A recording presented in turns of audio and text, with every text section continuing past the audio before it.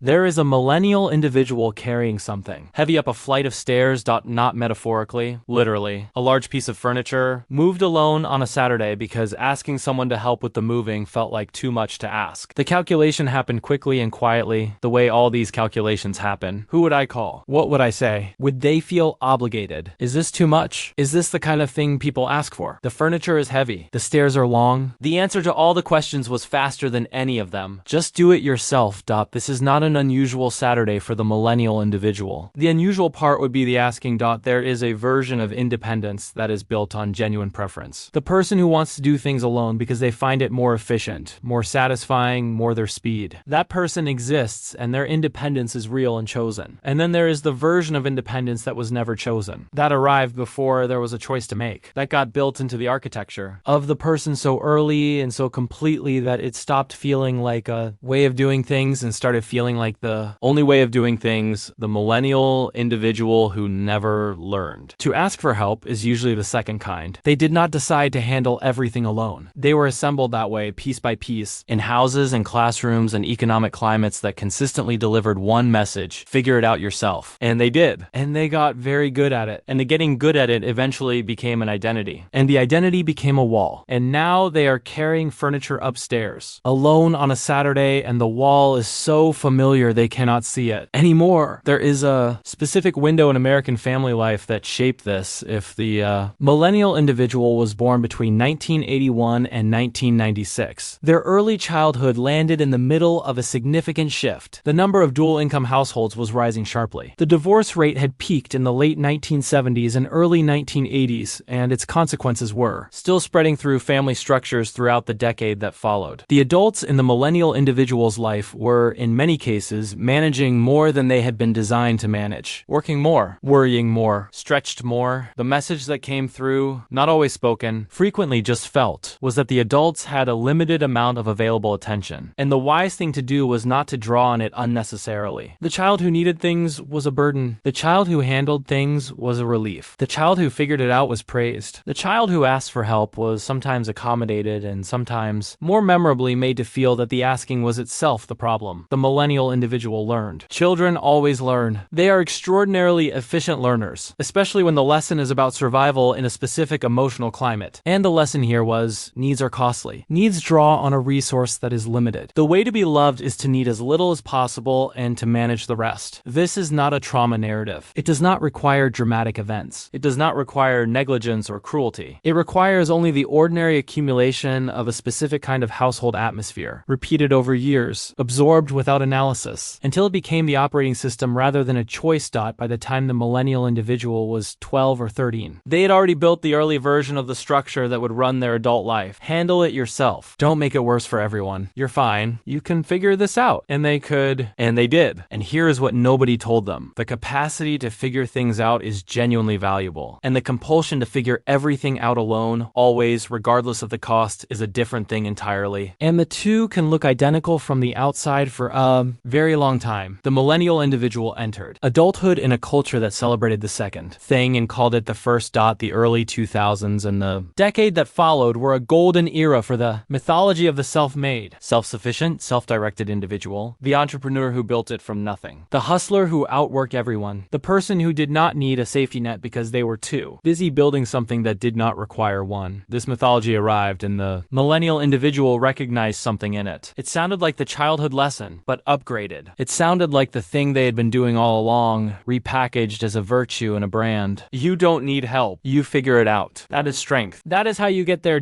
And so the millennial individual who had spent a decade and a half learning not to ask for help entered a culture that told them this was actually the goal. That the not asking was not a wound but a feature. That the self-sufficiency was not a compensation for unavailable support but a mark of character. They believed it, not because they were naive, because it matched. The internal architecture and the external message were perfectly aligned. There was no friction, no moment of doubt. The compulsion and the ideology arrived at the same address and shook hands, and the millennial individual had no particular reason to look at either of them too closely. And for a while, it worked. The combination of genuine competence and high tolerance for difficulty produced results. Problems got solved, crises got managed, things that would have broken other people got absorbed and processed and moved past. The millennial individual was reliable, capable, and asked for nothing. This is very appealing to employers. It is very appealing to organizations. It is very appealing to anyone who benefits from having someone nearby who handles things and never requests anything in return. What it costs the person doing it is a different question. One that took longer to come due. Here is what the millennial individual who never learned to ask for help actually looks like from the inside. They Google the medical symptom at 2 a.m. instead of calling someone to say they are scared. They carry the entire emotional weight of a difficult relationship without telling their partner that they are struggling. Because naming the struggle feels like an accusation and they would rather manage it internally, they take on 3 tasks at work when 2 would already be at the edge of their capacity. Because declining felt too much like admitting a limit. They cancel the plans they were looking forward to because something came up and they did not call anyone to help them figure it out. They handle the grief alone. They handle the anxiety alone. They handle the diagnosis alone for the first several days before telling anyone. And by then, they have already organized the information and managed the initial shock and are presenting it as a fact rather than a fear. Because the fear was too vulnerable to share, and vulnerability of that kind does not fit the architecture. There is a term in psychology for what happens when emotional content is managed rather than processed. Suppression. The difference between suppression and processing is not in the outcome in the short term. Both look like moving forward. The difference is in what accumulates. Processing releases, suppression stores. And the millennial individual, who learned very early that their internal experience was their own problem to solve, has been storing for a very long time. Research on emotional suppression is consistent on what sustained suppression costs. Physiologically, it is associated with elevated cortisol and increased cardiovascular stress. Psychologically, it is associated with reduced emotional clarity. The person who suppresses enough eventually has difficulty identifying what they are feeling, because the practice of not expressing feelings extends over time into the practice of not fully accessing them. The wall that was built to protect becomes the wall that contains. The millennial individual who cannot ask for help did not design this outcome. They built the best available adaptation to the circumstances they were in. The adaptation served them, and it kept serving them, right up until it started costing more than it was returning. Here is the specific shape the cost takes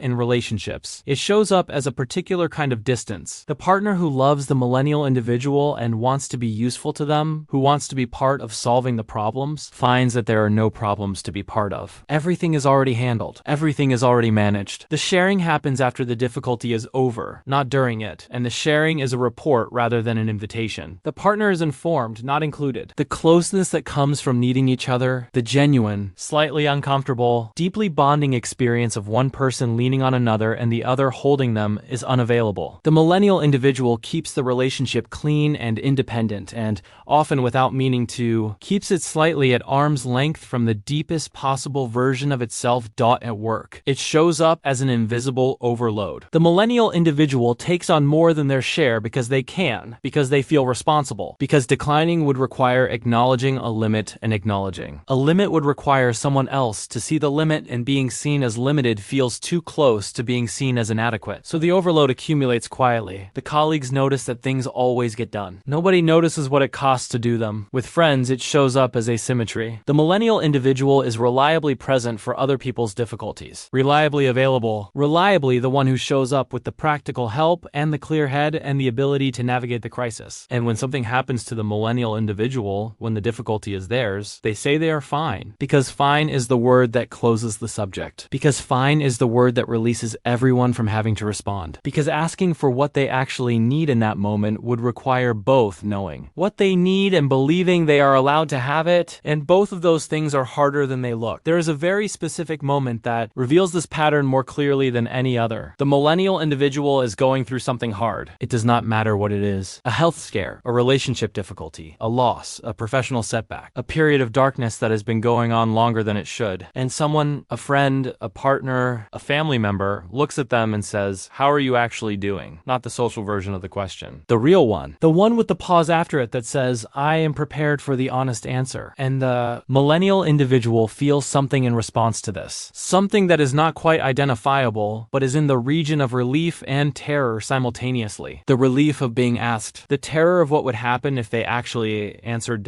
and what they say is, "I'm okay," or "I'm managing," or "I'll be fine," or some version of the thing they have always said. The thing that closes the question without answering it. The thing that releases everyone from the situation, including themselves. And the person who asked, who maybe knew the answer before they asked it, receives the fine and does not push. Because you cannot force someone to let you in. and moves on. And the millennial individual is alone with it again, which is familiar, which is where they have always been with it, which is at this point more comfortable than the alternative, even though the alternative is what they actually need. This is the specific cost of having learned too early and too completely that your needs are your own problem to solve. Here's what begins to shift. It usually does not begin with a revelation. It begins with a small thing, a moment where the cost of the not asking becomes briefly more visible than usual. A conversation where someone offers something and the millennial individual almost accepts it. A moment in a therapy room where the therapist asks what would happen if they let someone help, and the millennial individual realizes they genuinely do not know the answer, and the not knowing is its own kind of information. The shift is slow. The architecture is old. A habit of 50 years does not reconfigure in a weekend because someone pointed out that it is there. What changes first is the awareness, the noticing of the pattern before it executes. The moment where the reflex to handle it alone fires, and there is now, for the first time, a brief space between the reflex and the action, a space where a different choice is possible. Even if the different choice does not always get made, sometimes the different choice gets made. The millennial individual calls someone. When they are scared, instead of Googling at 2 a.m., they tell the partner that they are struggling before the struggling is over. They decline the third task. They text the friend something true. They sit in the chair across from the therapist, and when the therapist asks how they are actually doing, they do not say fine. They say something else, something smaller and more honest and slightly harder to say. Nothing dramatic happens. The world does not respond with a ceremony. The vulnerability does not produce an immediate reward. What it produces is quieter than that. A small loosening, a slightly lower weight. The specific relief of having been seen in the actual state rather than the managed one. The millennial individual who never learned to ask for help is not broken. They built a very effective structure. In response to specific conditions, and the structure served them through a great deal of difficulty, and they deserve credit for that rather than diagnosis. What they are is someone who built one tool and used it for everything, and is only now discovering that there were other tools available, that there still are, and that using them does not dismantle the self-sufficiency. They are rightly proud of